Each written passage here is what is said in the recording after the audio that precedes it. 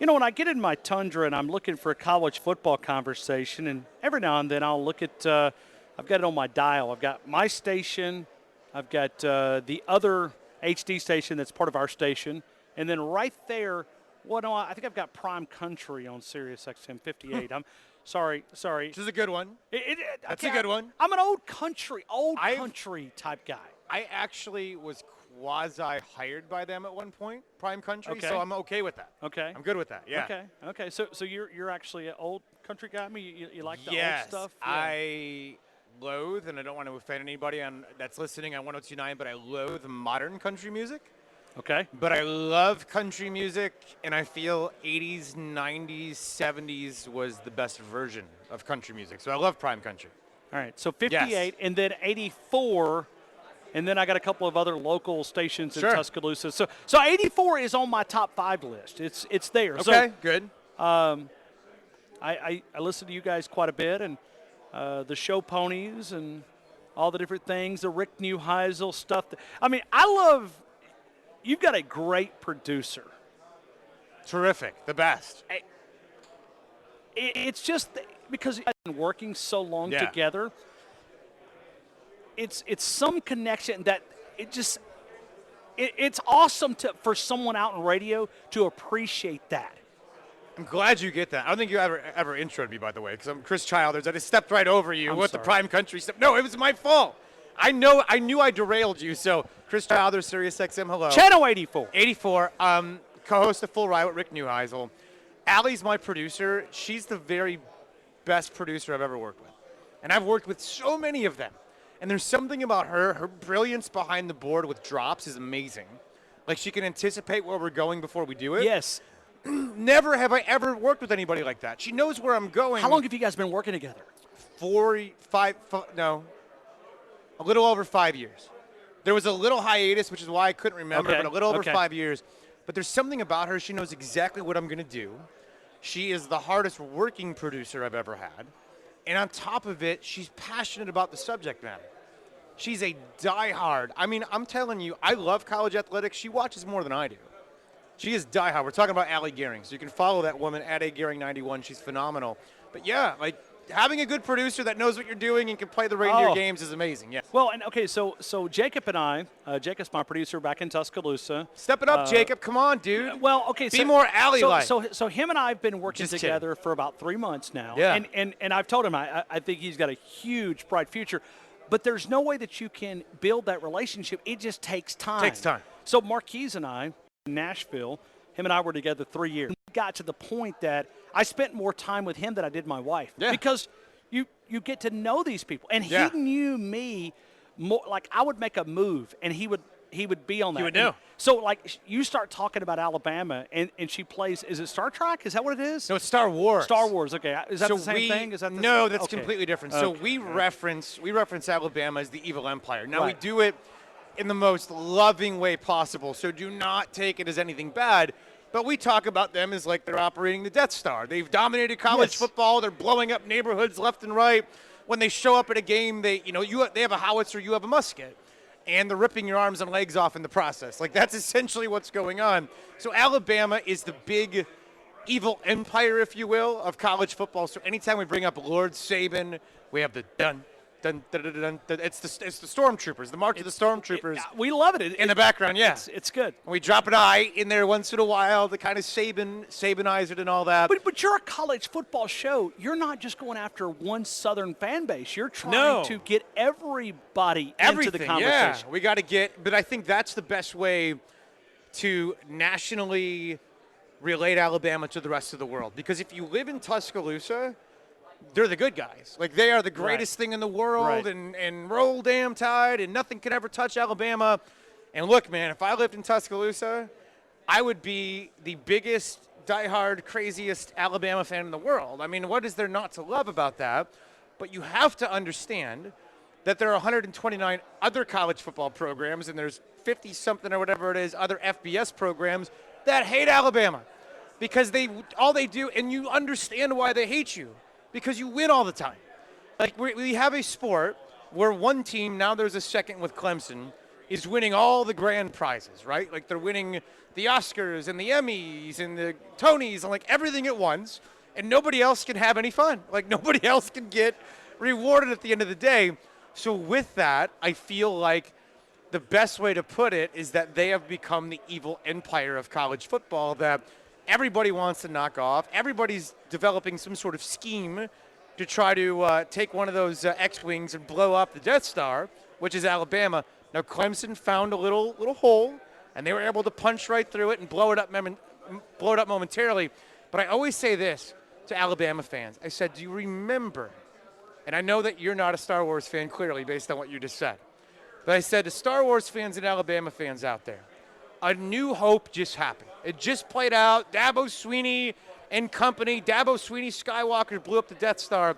But what is the name of the next movie? The Empire Strikes Back. And I fully anticipate a really riled up, angry, motivated, pissed off Alabama to try to atone for the blowing up of their Death Star last year in January in the national title game. So I fully expect them to be the dominant evil empire again of college football. Man, you're making some friends here in Tuscaloosa. All right, so what is the biggest thing that you question about Alabama in 2019? I think it's the depth on the defense a little bit. Okay. There's been so much attrition. Like, as good as they recruit, there's so many guys on an annual basis that go to the NFL. And I think we saw it a little bit rear its head last year, especially on the back end of the defense with the secondary. I think if there's any concern I have, I think the defense is phenomenal. So don't get me wrong. And I'm not going to say it's a big concern. But if you're asking me a concern, I would say maybe the depth on defense, the attrition over time.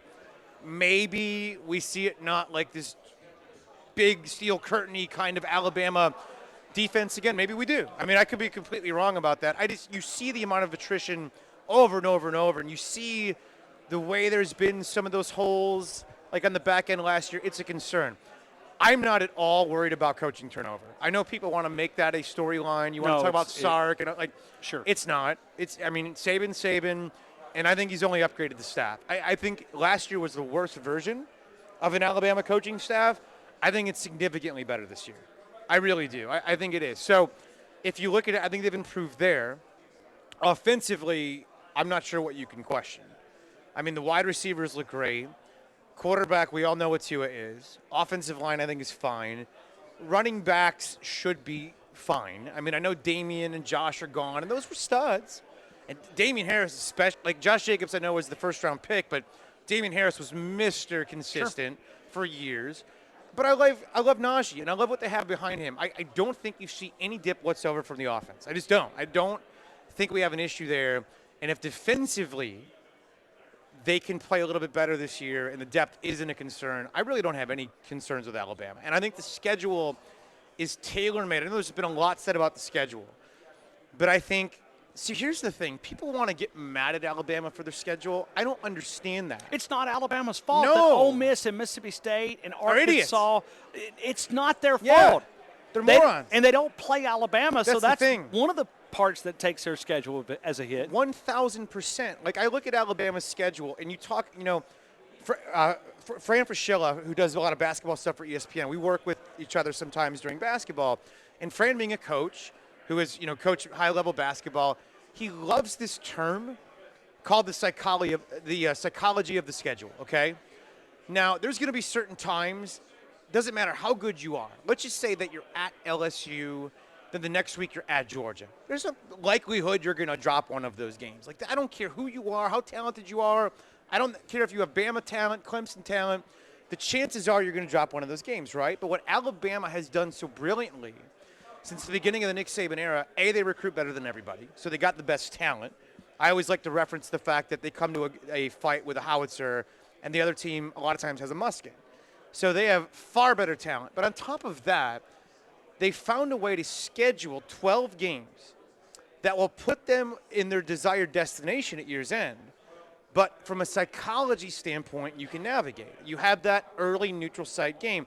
I know this year it's not as sexy as some previous ones with Florida State, USC, et cetera, but Duke's Duke. I mean, Duke's no slouch in the ACC. They just had the number 6 pick in the draft and Daniel Jones. So Duke's Duke. Then who's after that this year? I'm guessing it's a patsy, right? New Mexico Okay, exactly. State. So it's the psychology. So what Nick has done is had the neutral site game, play patsy U after that. Then who's week 3? Do you know? Is it a league game? So no, it's another. It's garbage. Well, it's South Carolina on the road. I'm sorry. South Carolina. So it's a league game. But okay, so here's what you've done. You've played your neutral site game. Then you have a gimme game. So you essentially have a bye week. Now you're preparing for a road game, which you should be fine for. We all know they always have the bye against LSU. Typically, I think LSU. Now I know it varies year to year, but in general, I think they're always going to typically have the second most talented roster in the league, especially in the West. So you have a bye before that. Auburn, I would say, is probably third, and that's your arch rival. So you always schedule a bye. And last year, I think the bye's name was Presbyterian or something. Whoever Alabama played last year, pre-Auburn. I don't know who it is this year. Citadel. The Citadel, right. And Oh. who is it this year? Who's before Auburn? Western Carolina. So the bye is The called Caterpillar. this year. The bye is named Western Carolina, which allows you to prep for Auburn. So if your two biggest games in the league are LSU and Auburn, you've afforded yourself extra time. Plus, you have that neutral site game that's going to have some sizzle. Maybe Duke not so much this year, but in the past it's always been like a marquee opponent. But you've given yourself an entire offseason to prepare. So not only do you have the best talent, you've taken advantage of the psychology of the schedule. And allowed within the rules, it's brilliance. It's 1,000% brilliance. And if you look at the way that it's paid off, 5 national titles later, with the opportunity to win 2 more that they've lost in the title game twice now to Clemson. But, I mean, we're talking about 7 appearances in the biggest game of the year. So with that said, there's something to be said for talent. There's also something to be said for the psychology of the schedule. And nobody has mastered that better than Lord Nick Saban. Lord Saban of the evil empire of Tuscaloosa. All right. So Chris, we've been in a conversation today. I got called out on being not so PC. Okay. Okay, but I've been Welcome told to that, my world. Okay, I've been told that you're in this club with me. Okay. Very much. Okay, I'm anti-PC. I don't want to be rude, but Yeah. I'm also not going to step on like little bitty tiptoes all of my life. Sure. Okay, so I was giving my best Coach O because he's here today, right? Of course. And so I'm giving my best Coach O impersonation. I've been told that you also have one as well. That's pretty solid. It's not a good impression, but what we do is I'll just like do like a grumbly kind of, like Cookie Monster kind of thing. Yeah, okay. That kind of a deal. But what we do, like Allie will enhance things with little sound effects when I'm going into my Okay. Coach O. Okay. So she might play a little Cookie Monster in the background. But yeah, it's like, like the Cookie Monster kind of thing. By the way, if anybody takes offense to that, if somebody's tweeting you, tell them to get a life. Your job as a radio host, here's what people need to understand what you do for a living and what I do for a living. We're here to entertain you for 3 hours a day. We cannot walk a tightrope for 3 hours and say nothing entertaining just because it would offend you, okay? Snowflake that's offended, go away.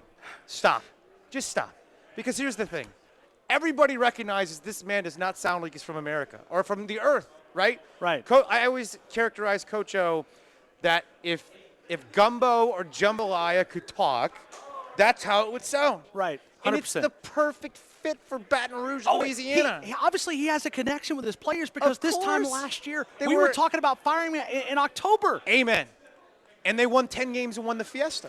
And the complete. And if you look at him, I guarantee you, I haven't talked to him yet, but I would imagine. I heard him just walk behind Yeah. you, and he went, Yeah. He's got that grumbly, rumbly, Cookie Monster-y kind of a thing. it's his trademark. Yeah. I heard Cookie Monster sing Take Me Out to the Ball Game the other day. I could have sworn it was Coach O. Like, under the puppet. Like, I think that's his supplemental income from LSU is that he's doing that. But you're right. Like, he fits them so well. Oh, it's perfect. He's the epitome of Cajun, and he just won 10 games. Now, with that said, I think what happened to him was so unfortunate because he won 10 games. He bought a lot of goodwill. And I think this year they could be really good. I think with the new dimension of the RPO, which is real, talking to people that have been at practice with Joe Burrow, it's going to be a very revved up offense, I think, from what it's been. But if you look at him, I think what the worst thing is that the Will Wade thing happened. And I think what that did was screw Coach O. Because what happened was the guy that put all of his eggs into Coach O's basket was Joe Oliva. So if Joe Oliva is still there after the 10-win season, Coach O is in great standing. Like, he just proved Joe Oliva is not completely incompetent. Sure. Right? Okay. Now, something that we've never seen happen before in my lifetime, we had a coach's transcript released on a Thursday. Do you have another interview at 30? Because No. Okay, good. No, we're good. Okay, I mean, because we went through that break. Yeah. Like, poof. Right. I mean, We had a transcript released on a Thursday, okay? okay. And then on a Saturday, you have a program that was playing for an outright SEC championship in basketball. The fan base screaming, "Free Will Wade." Meanwhile, there is one of the most damning transcripts I have ever seen out there circulating. If this was 1995, the guy doesn't last a second. Meanwhile, you have a situation right now where Will Wade, everybody's chanting Free Will Wade and chanting literally as confetti is falling from the sky as they've won a title in the league in basketball, fire Joe Oliva. So what ended up happening? Well, Will Wade's still employed, and Joe Oliva got thrown out. And Joe Oliva did all the right things in this situation. Now, in the past, I think he's putsy. But in this situation, what the hell else is he going to do? The guy won't talk to him. He's clearly been caught red-handed. You have to suspend him. Right. The 100%. fan base goes insane. So with that happening, with Oliva losing his job, now Scott Woodward's your AD. And we know for a fact, that's because we have precedents at A&M, that Scott Woodward has champagne and caviar taste. I mean, the guy ponied up and figured out a way to raise $75 million to hire Jimbo Fisher. I don't know if Coach O is champagne and caviar. And I think he's going to be judged exclusively off of what he does against Alabama this year. Because if they get their butts kicked again, I think Scott Woodward's going to evaluate and realize that this is not the guy like he hired Jimbo to be to leapfrog Alabama. And I think he might reevaluate accordingly. So for Coach O, I think it was bad luck. The only way to get him off your back, go beat Alabama. But easier said than done. All right. We're 182 days away from New Orleans, and we're already buying tickets in Tuscaloosa because of the anger and. Sure. Yeah, I mean, we've had to go through 200 days of misery. Yeah. I mean, absolute sadness. Sure. I mean, you got your butt handed to you. We're still working on a story. I need one more source to run with it. We don't think that was Nick Saban on the sidelines. It was an impersonator. It must have been. It had to be. Must have been. I mean, did you see the halftime speech? He said, "We don't even know what they're doing out there. No. We have no answer. No. We haven't even seen this on." So uncharacteristic. It was. So 182 days. Yeah, I would buy those tickets. Okay. I would buy those tickets. And this is, I mean, if you want to book me another day, we could talk about this, but it's not like a novel, crazy thing to say. I just think it's fact is that we're going for round 5. We're on our way to round 5. Who's going to be the better team this year? We've already had it split. Sure. We're 2 for 2. Clemson's got 2. Bama's got 2. We're going straight colliding into round 5. And I think there's a clear-cut edge to Alabama this year because of what Clemson lost on their defensive line. I think. Right. I think Bama's got a clear edge going in because of because of 3 first-round guys being lost on the defensive line. I mean, are you trying to be the grand marshal of the Christmas parade in Tuscaloosa? No, I mean, the last 20 minutes. I mean, you could run for mayor, and I think you would win. The guy in Tuscaloosa. The facts are facts. Yeah, you would win mayor this year. Well, I actually love Tuscaloosa, so I wouldn't mind living there. I think it's a great place. Ever since they built the amphitheater, I love it. Oh, tons of great. Awesome. Yeah. Saw Neil Young there a couple of years ago. Ever since then, I've been just completely hooked.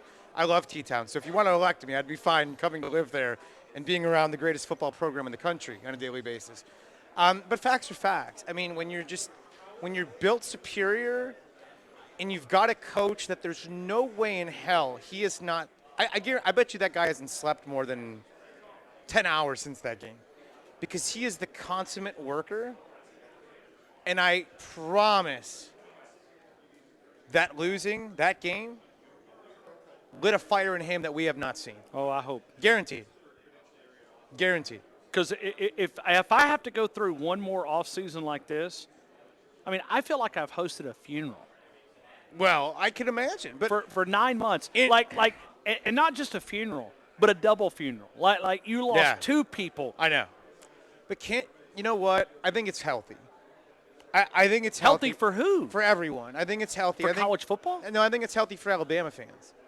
I think it's healthy for Alabama people.